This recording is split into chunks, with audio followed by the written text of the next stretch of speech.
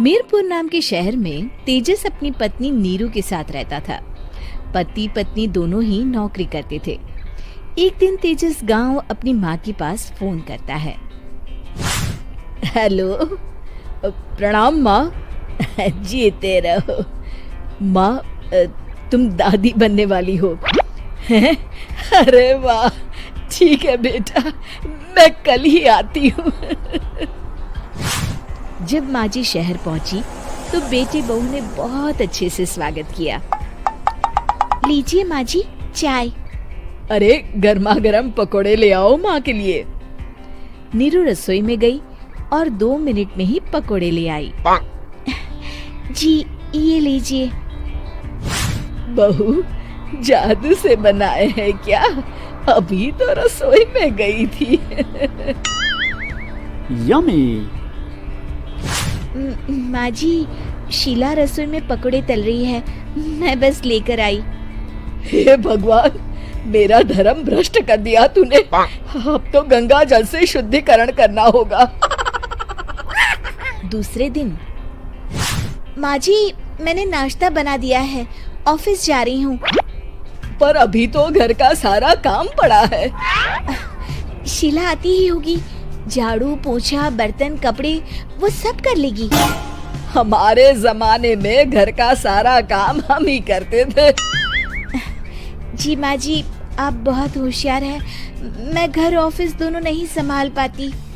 तो जरूरत क्या है घर से बाहर जाकर चाकरी करने की? वैसे भी घर का काम खुद करने से घर में बरकत आती है, समझी? पर माँ जी। पर वर कुछ नहीं, इस महीने की पगार मिले फिर ऑफिस बंद है। हाँ। रात को नीरू तेजस से कहती है, सुनिए जी, माँ जी बोल रही थी कि मैं नौकरी छोड़ दूं।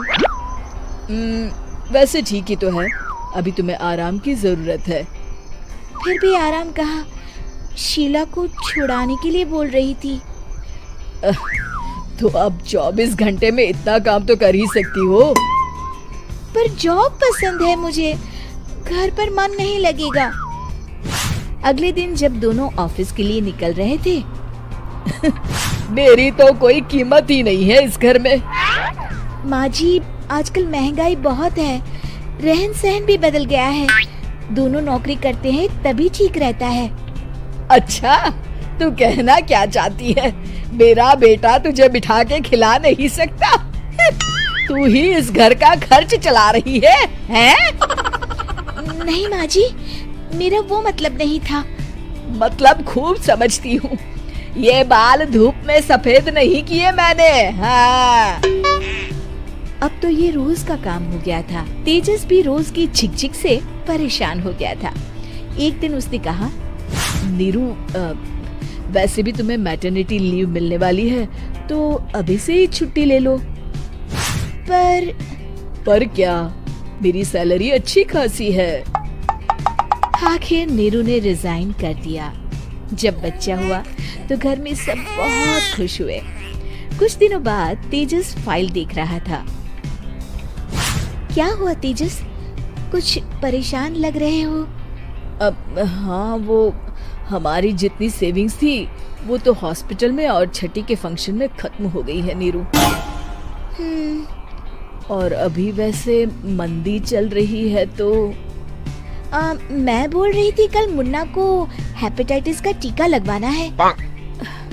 नीरू, क्या पोस्टपोन नहीं कर सकते? नहीं जी, बिल्कुल नहीं। अब तेजस को समझ में आ रहा था कि उससे गलती हुई है। पैसों की कमी का असर घर के माहौल पर भी पड़ रहा था। अगले दिन, बेटा मेरा चश्मा और ये दवाइयाँ ले आना, पर्चा देते हुए माँ जी ने कहा। जी।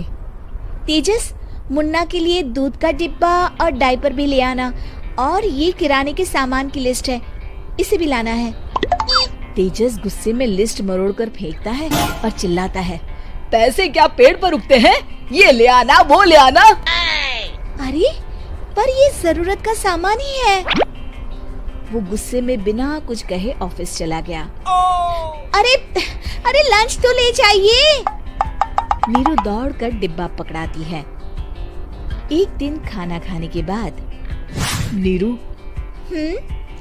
अब तो मुन्ना कुछ बड़ा हो गया, तो अब तुम वापस ज्वाइन कर लो ना जॉब। पर इस रिसेशन में जॉब मिलना बहुत मुश्किल है। ट्राई तो करो। फिर मुन्ना? माँ जी है ना, और एक फुल टाइम मेड भी लगा लेंगे। पर माँ जी, उन्हें तो पसंद नहीं। तभी माँ जी वहाँ आ जाती है और प्यार से नीरू के सर पर हाथ फेरते हुए बोलती है, अब मेरी समझ में आ गया बहू, पहले के और अब के समय में अंतर है। तुम काम शुरू करो, मुन्ना की जिम्मेदारी मेरी। मेरी प्यारी माँ जी।